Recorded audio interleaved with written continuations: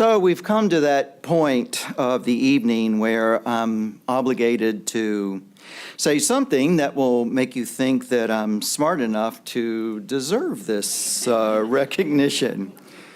But the carpool's here, so that's out. Well, for that matter, so are the rest of you. And then I thought, well, if I can't convince you that I'm smart, perhaps I could convince you that I'm good enough to be called a distinguished professor. But my daughters, Miriam and Joy, are here, and my stepson, Ryan, and Joy's wife, and I'm thinking to myself, that's not going to fly. And finally, I thought, well, maybe I could convince you that I'm wise enough. Yes, you anticipate this. Jan Rivero, my wife of 21 years, and still she persists. My wife of 21 years is here, and so that goes out the window because she has known me for too long. And yet she inspires me every day to be a better human being than I would be without her. So as I contemplate what's brought us here to this moment, and I think to myself, well, what happened in the group that made this decision? And my imposter syndrome kind of kicks in a little bit, and I think to myself, they probably were sitting, in my mind's eye, they're sitting around a table and somebody says, you know, if we give him something, maybe he'll go.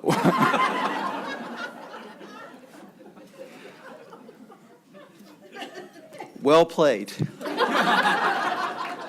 Well played.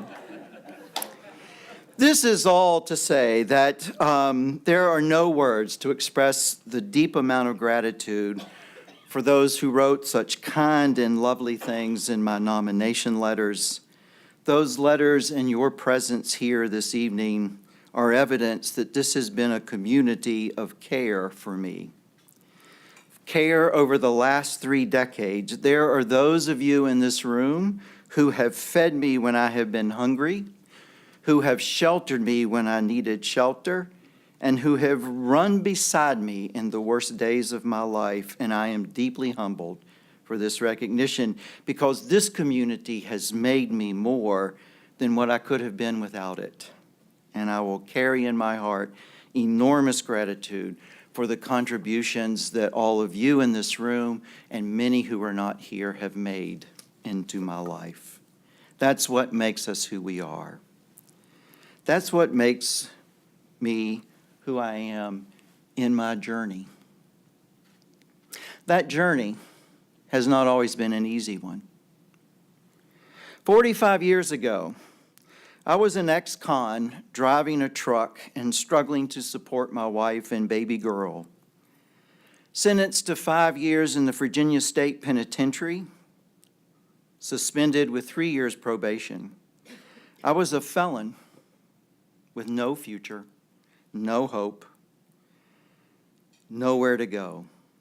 And it is hard. If you've never experienced this, it's very difficult to understand what it's like to have that scarlet F embossed on your life.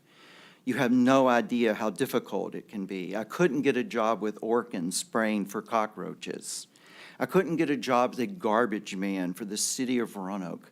20 years old, a college dropout. My life felt as if it were over before it even began. Higher education saved my life. Literally saved my life. It started in the cab of my truck when I drove past my former college on delivery one day, and I was possessed with the idea, I know this sounds insane, that I was supposed to teach college.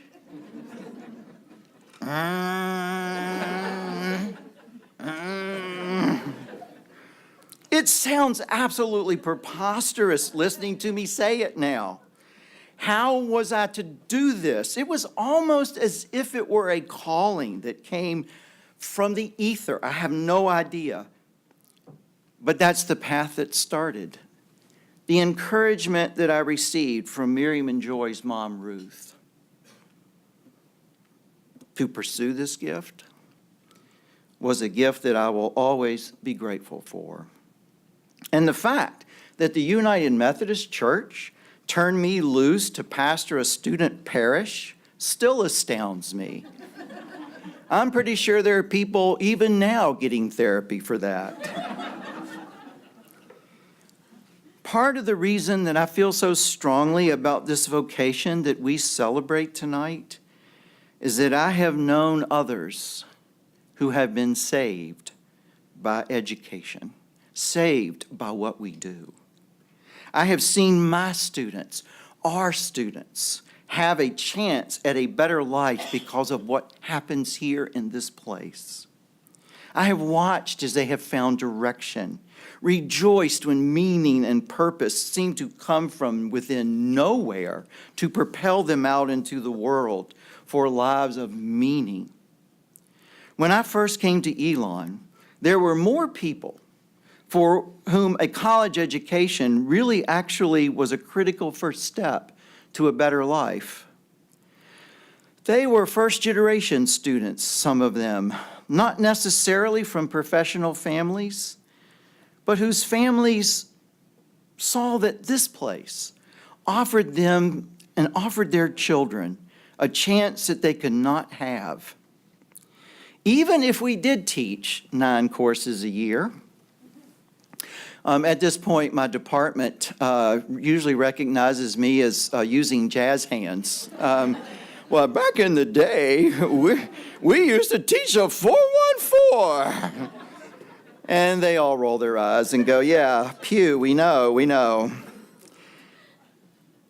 I still watch those lives become transformed in front of me as the student population has changed, as the levels of privilege present have intensified.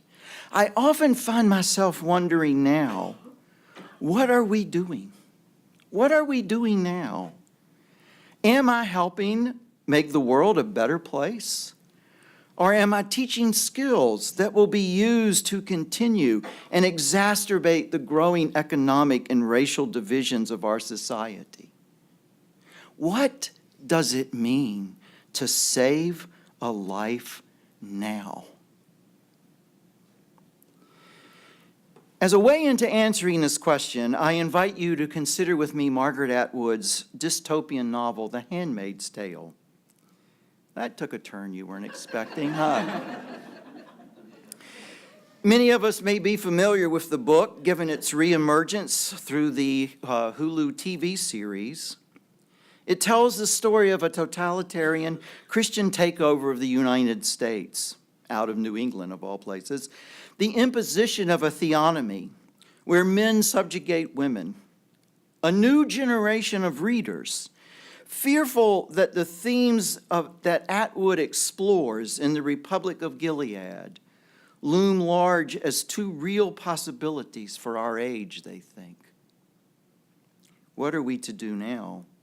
If such a world could even happen here, what are we to do now? And when I first came to Elon in 1986, I assigned that book to my Intro to Religious Studies classes because I wanted to sort of show my students about what a theocratic world where misogyny ruled women's lives, constraining them into lives of slavery might look like if we allow religion to have too much political power, because that's what I do. But as a professor, the part that always frightened me the most was the historical notes at the end of the book, the part that nobody ever reads. That was the part that really fascinated me. That was the part that absolutely terrified me. It's an account of the 12th Symposium of Gileadian Studies. Sounds like a scholarly society. Atwood is both acerbic and insightful as she portrays a scholarly society's treatment of the events narrated by Offred in the story Meeting over 200 years after the accounts of Offred, the scholars of Gilead gather to talk about the object of their study. It becomes clear that the speaker dismisses and diminishes Offred, her taped eyewitness accounts, judging her on the basis of scholarly criteria centuries after the fact, and neglecting her story in favor of trying to discover who her male commander was, as if he mattered. The most telling part is when the professor says, in this wonderfully erudite speech of his, we must be cautious about passing moral judgments upon the Gileadians. Our job is not to censor, but to understand. I consider this a searing indictment on the entire academic enterprise. To understand objectively in this way allows us to distance ourselves from the pain and the suffering endured by the persons in the text of Atwood's story. Atwood's telling scholarship keeps the Gileadian society from truly understanding, because, as the keynoter amply displays through his sexist quips and his arrogant cleverness, they have not understood enough to recognize that they are destined to embrace the misogyny and authoritarianism that oppressed Gilead, replicating in some future world the same oppressions that made women's lives so miserable, so horrible. Understanding alone does not convey the type of moral judgments that were needed to ensure such a dystopian future did not happen again. The society even mimics Gilead with cosplay reenactments, dressing up, condescending, and distorting the memory of their subjects. Insular in their expertise and authority, the scholars do nothing to stop future oppression by telling the truth about what happened to the flesh and blood people whose lives suffered in the Republic of Gilead, those lives that we have read about before the accounts of this society. They were unable to tell the truth. Well, now,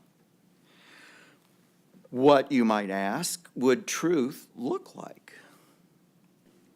How do we tell the truth in the age of the lie? How do we confront the actual fact that our time is one where words, the tools of our craft, are being hijacked into the service of a barrage of lies? When we are being steamrolled by lies, how can we even know what the truth looks like?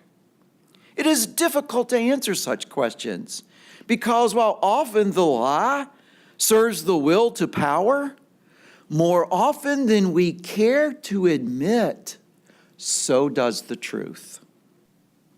The Society of Gileadian Studies had their form of the truth.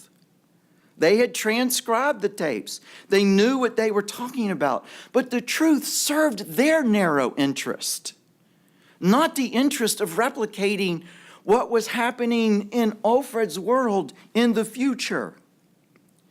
Now, we might consider that the reason the scholars in Atwood's hands fare so poorly in truly understanding their object of study is that they remembered it all so wrongly. In their hands, Offred, the narrator of the story, who experiences such horror and oppression, disappears. Her story becomes buried, And even though she made the tapes they used to study her, the scholars mock her assumed lack of education and her failure to live up to their standards of evidence. In fact, the phrase, "if it can be proven," saturates their scholarship. The identity of the commander becomes so much more important than her story. Her suffering, the agony of those at the salvagings and the persecutions, is invisible to the scholars. If memory carries the seeds of our future, and we cannot honor the truth of human lives in our remembering, we are consigned to an endless cycle of repeating the mistakes that cause worlds to come undone. Now, at this point, I am sure that some of you in the room are a little nervous. Truth? We're academics. We don't need no stinking truth. The fact of the matter is that for many of us, we understand the inherent fragility of truth claims. We want to be very careful about the things that we are claiming to be true. And we think to ourselves sometimes, well, this is something to be held lightly, perhaps with ironic detachment. We've often seen the case where the truth has been wielded like a club to beat others into submission more than we care to admit. We have been the ones holding the club. Truth in the hands of the self-righteous, whether they are liberal or conservative, can be a weapon that does great harm. It's dangerous to give a man a microphone with nothing left to lose, I suppose. As an aside, if we are to avoid the hubris and the misremembering of Atwood's scholarly society, then perhaps there are truths we should not be afraid to fight for.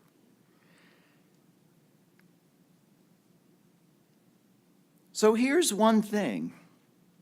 Here's one truth that has captured me over the years that I have been here and increasingly sinking in to my life. On some deep level, we all belong to one another. We all belong to one another.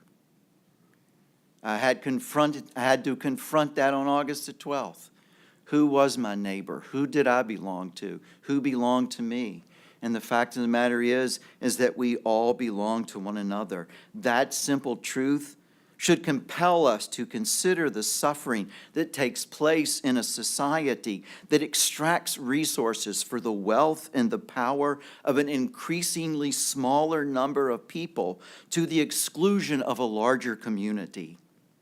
The movement of that wealth and power into the hands of an ever-shrinking few makes for a fragile society, not a strong one.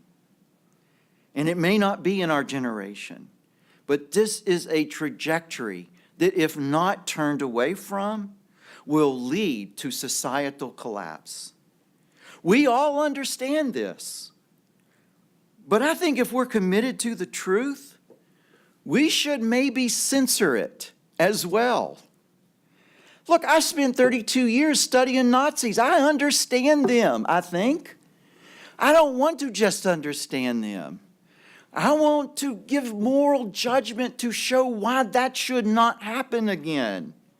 Corollaries to that one simple truth abound because in a world where greed drives decisions to kill the environment in the pursuit of money, it hardly seems like a world worth bequeathing to our children.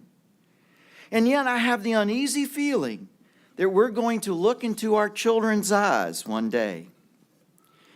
And when they ask us why we didn't fight harder, why we didn't fight harder for a planet that they could live on, we're not going to have a good enough answer, because while we understood, we did not censor. We can all understand all of this. In an environment where persons want now to make our educational mission into nothing more than job training, I propose that we can still save lives. In the growing specter of lies and deceit that threaten to choke us to death, the memory of a truth that we belong to each other and that the suffering of one of us is the suffering of all of us, that truth should resonate throughout our lives. It stands on the borders of self-righteousness and righteous indignation. Telling the truth is hard, but living the truth is harder still. But telling and living the truth is necessary if we are to awaken within ourselves and our students the desire to be better human beings. Our work can inspire those in our care with the vision to pursue lives of compassion for those who don't have the opportunity and privilege they possess when they come through our gates and when they leave us. We have the opportunity now to save lives through our students as we send them out into the world. Ages ago, someone made the decision to give me a second chance. Higher education saved my life. And the truth of the Talmud resonates with us still, that the one who saves a single life saves the entire world. We can inspire our students to embrace courageous, filled lives with passion for this world and for those who live and move and have their being here. If this sounds like too grand a thing for what we do, or if what you think you're doing, then I implore you to enlarge your vision for what this place can be. Thank you, everyone, for all that you have meant to my life. I am beyond grateful for the shared memories of this journey with you, and honored to share the recognition with the wonderful David Copeland and with those who have passed along this way before me. I will forever be grateful for what this place has meant. Thank you.